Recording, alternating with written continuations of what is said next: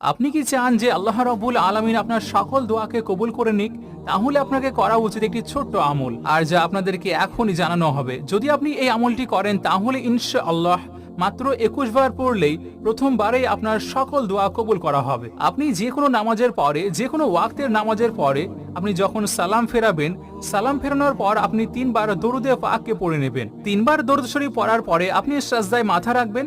সাজদারত অবস্থায় 21 বার ইয়া আরহামার রাহিমিন, ইয়া আরহামার রাহিমিন পড়বেন। এটি শুধুমাত্র একটি সাজদার ওয়াজিফা। এই আমলের পর আল্লাহ রাব্বুল আলামিন আরশের ফেরেশতাদেরকে পাঠিয়ে দেন, যারা আপনার সকল ধরনের চিন্তা আর সমস্যাগুলোকে দূর করে। আপনি কি চান যে আল্লাহ রাব্বুল আলামিন আপনার সকল দোয়াকে কবুল করে নিক?